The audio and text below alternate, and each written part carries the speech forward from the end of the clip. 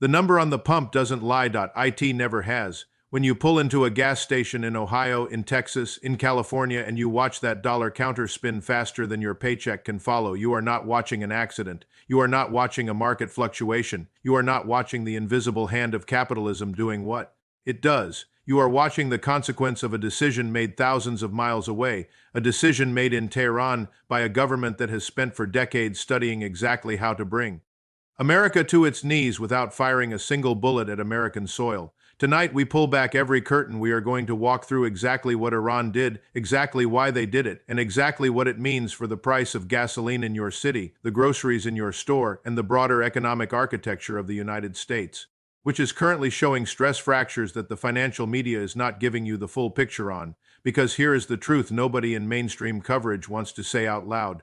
What Iran just triggered is not an oil story. It is not an energy story.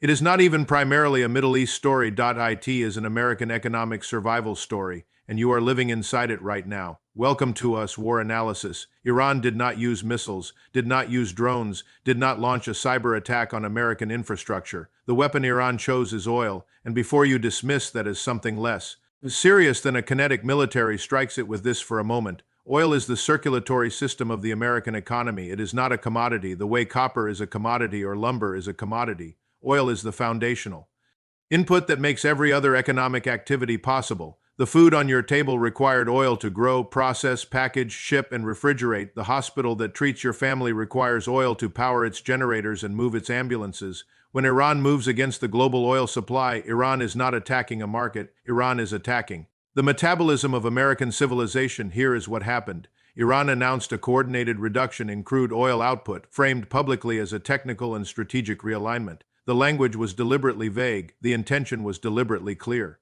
This was not maintenance, this was not an administrative adjustment. This was a signal fired directly at Washington, at Wall Street, and at every American household simultaneously. Within 48 hours, crude oil futures spiked. Brent crude jumped sharply. West Texas Intermediate followed immediately. The move was not gradual, it was vertical. The kind of move that traders who have been in this market for 30 years describe using words like violent and disorderly, and it had not even fully fed through to the retail gasoline price yet.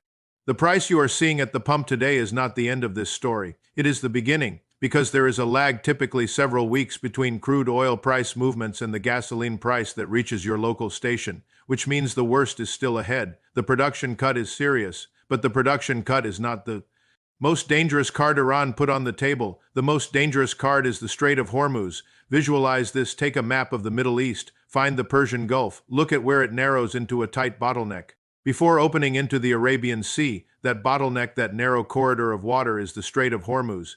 At its tightest point, it is 21 miles wide. Through this 21-mile choke point passes approximately 20% of the world's entire oil supply every single day, 1/5 of all the oil that powers the global economy. Funnels through waterway where, on its northern bank, Iran sits with missile batteries, naval vessels, drone platforms, and Revolutionary Guard forces positioned along its entire length. When Iran's leadership talks about closing the Strait of Hormuz, Western analysts have historically dismissed this threat. Their argument closure would hurt Iran too. Iran needs oil revenue. Blocking the strait blocks its own lifeline. That analysis belonged to a different era because Iran has spent years methodically reducing its economic dependence on Hormuz-dependent revenue. Through sanctions busting oil sales to China, through domestic economic restructuring, through financial relationships that bypass the dollar-denominated international system entirely, Tehran has quietly, patiently built the capacity to sustain a strait closure economically for weeks or months in a way that would be catastrophically damaging to the global economy while remaining survivable for Iranian leadership. That is not an accident, that is a strategy, decades in the making, and beyond the production announcement, the Iranian Revolutionary Guard Corps' Navy has already begun conducting what Tehran calls security inspections of commercial tankers in the Persian Gulf. In practice, this means tanker captains must now calculate the probability of erg encounter as a real operational variable. Insurance underwriters at Lloyd's of London have already responded by sharply increasing war risk premiums for vessels operating in the Persian Gulf corridor. When Lloyd's raises its rates, it is not making a political statement. It is making an actuarial calculation based on real assessed risk. And right now, that calculation says, the Persian Gulf is significantly more dangerous than it was 90 days ago. The cost of moving a barrel of oil from the Persian Gulf to an American Refinery includes insurance cost, tanker chartering cost, fuel cost, and operational risk cost. When all of those rise simultaneously, the effective price at the refinery gate rises even if the headline crude price holds steady. The American consumer is being squeezed from multiple directions at once, because this is where the abstract becomes very concrete. The United States consumes approximately 368 million gallons of gasoline every single day, at a price increase of $1 per gallon, which is well within the range the current crude trajectory implies American consumers. And businesses are paying an additional $368 million per day, every day. That is $2.5 billion per week, leaving American households every week. That is $134 billion per year, and that assumes the price increase stabilizes at $1 per gallon, a conservative assumption given where we are heading. Now run that $134 billion through the broader economy. That is money not being spent at restaurants, not being spent on electronics, clothing, home improvement. Entertainment, $134 billion annually extracted from American household discretionary spending and redirected to the global energy complex. Consumer spending drives approximately 70% of the American economy. When you extract that amount from discretionary budgets, you do not just reduce spending by $134 billion. You reduce total economic output by a multiple because every dollar of consumer spending cycles through the economy multiple times, supporting jobs, incomes, and further spending at each turn.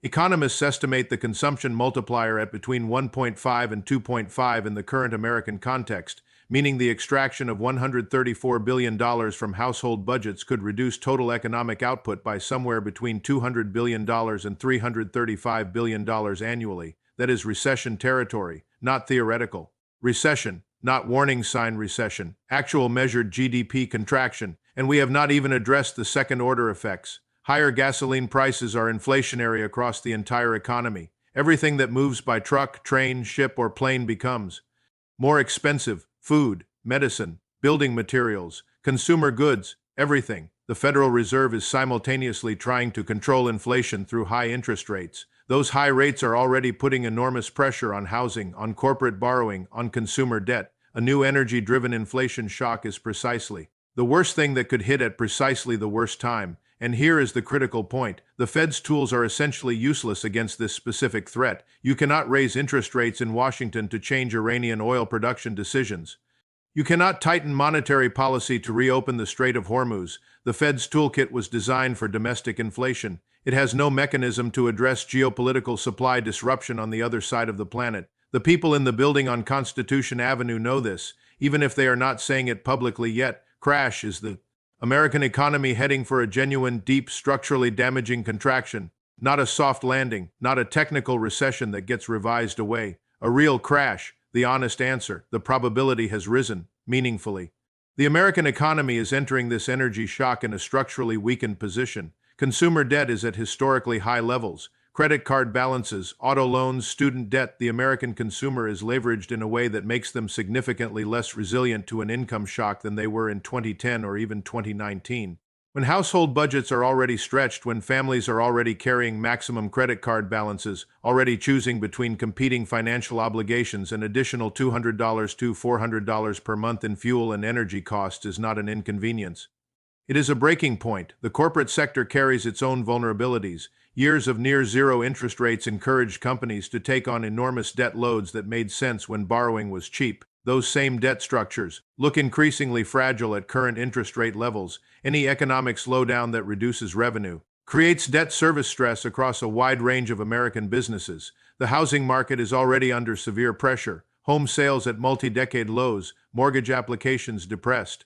Affordability at historic extremes. The housing sector cannot absorb additional economic headwinds, and the federal government is running deficits that limit its ability to deploy the fiscal stimulus that blunted previous downturns. The $5 trillion pandemic response that kept the economy from collapsing in 2020 was possible. Because interest rates were near zero at current debt service levels, that ammunition is largely depleted. Put those structural vulnerabilities together, then drop an energy price shock on top of them.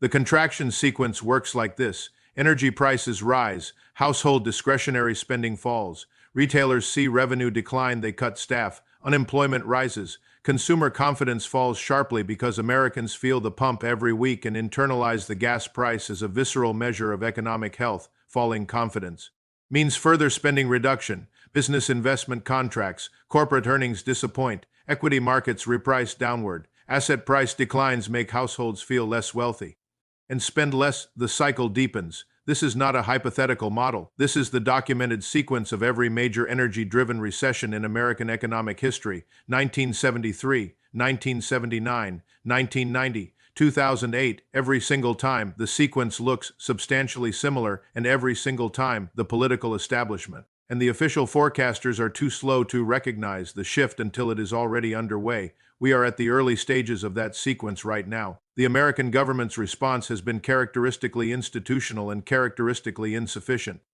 The Strategic Petroleum Reserve, the emergency crude stockpile maintained against exactly this kind of supply disruption, has already been significantly drawn down from previous releases. The buffer designed to cushion the economy against geopolitical supply shocks is smaller than it has been in decades. SPAR releases provide temporary price relief. They do not resolve the structural supply issue. The market knows this. Every release announcement produces a modest initial price decline followed by resumption of the underlying trend because the physical supply situation has not changed. Washington's deeper problem is strategic. American domestic production capacity is below what a geopolitical risk scenario of this magnitude requires. Drilling decisions made today do not produce oil for months or years. The energy independence that briefly appeared within American grasp has been partially allowed to erode at exactly the moment when its strategic value is most apparent, and the current administration's ability to credibly threaten Iran with escalation is constrained by the broader geopolitical environment. American military resources are stretched, domestic political appetite for additional overseas commitments is low, and Iran, having studied American political psychology across multiple administrations, has timed this escalation to a moment when Washington's options are most constrained and its political will most divided. Tehran did not do this by accident. Tehran did this by design, after 4 decades of watching how America responds to pressure. They have become expert at identifying the specific moments through which they can impose maximum cost on the United States with minimum cost to themselves. What Iran has activated in the oil market is not improvised. It is the execution of a long-planned strategic operation using the most reliable weapon in their arsenal. And right now it is working. The gas prices you are watching rise are not a market accident. They are the visible surface of a deep strategic operation conducted by a government that has spent 40 years preparing for exactly this moment. The economic vulnerabilities that make this shock so dangerous are not new. They are the accumulated consequence of decisions made across multiple administrations, decades of energy and economic policy that prioritized short-term convenience over long-term resilience. The collision of Iran's strategic patience and America's structural vulnerability is happening right now, in real time, at the pump, on your grocery receipt, on your credit card statement. The people who should be telling you this clearly are not telling you this clearly. That is what this channel exists to change. The situation will develop further. Iran is not finished. The oil market has not stabilized. The American economy has not absorbed the full impact of what has already been set in motion. We will stay on this story with the depth and honesty it demands. If this analysis gave you something the mainstream is not giving you, share it. Hit like, subscribe.